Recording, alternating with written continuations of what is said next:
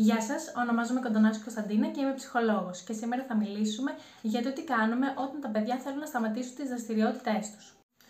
Πολλές εξωσχολικές δραστηριότητες, πολλά θέλω, πολλά βαρέθηκα, δεν μου αρέσει, θέλω να σταματήσω, να δοκιμάσω κάτι άλλο.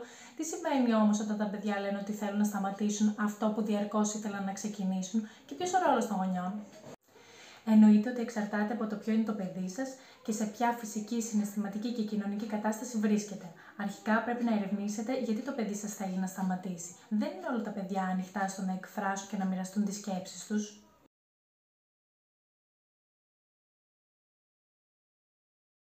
Αρκετοί μπορεί να είναι οι λόγοι που θέλει ένα παιδί να σταματήσει τη δραστηριότητα. Αρχικά η παρέα είναι ισχυρό κίνητρο σε κάθε δραστηριότητα, διότι μπορούν να παρασύρουν ένα στον άλλον. Φόβο επιτυχία. Οι υψηλές προσδοκίες για επιτυχία προκαλούν άγχος στα παιδιά που αναζητούν την έγκριση των άλλων ή που ανησυχούν για το τι σκέφτονται οι άλλοι για εκείνα. Έλλειψη αυτοπεποίθησης. Αν το παιδί χάσει κάποιες ώρες από τις δραστηριότητές του, αν δεν αποδίδει καλά, αν δεν αισθάνεται πως οι γονείς του το στηρίζουν, η αυτοπεποίθησή του θα μειωθεί και το ενδιαφέρον του θα χαθεί. Γι' αυτό το λόγο, καλό θα είναι να μην χάνουν τις δραστηριότητές τους και να υπάρχει θετικός τρόπος σκέψης και στάσης από τους γονείς. Λάθη. Μερικά παιδιά κρίνουν πολύ αυστηρά τον εαυτό τους, βάζουν ψηλά τον πύχη και δεν ανέχονται το γεγονός πως μέσα στη δραστηριότητα μπορεί να κάνουν και λάθη.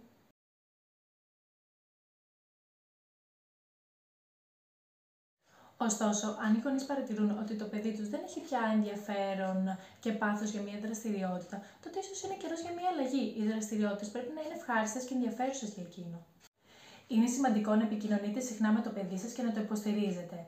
Να εξερευνάτε τις αιτίες πίσω από την επιθυμία του να παραιτηθεί. Κάθε παιδί είναι μοναδικό και η απόφαση πρέπει να βασίζεται στις ανάγκες και στις επιθυμίες του. Τέλος, θυμηθείτε ότι οι αποφάσεις για δραστηριότητες δεν είναι μόνο έφεση ταλέντο. Οι εμπειρίες και οι δεξιότητες που αποκτώνται μέσω της προσπάθειας μπορούν να αποδειχθούν αξιοσημείωτες για το μέλλον του παιδιού σας.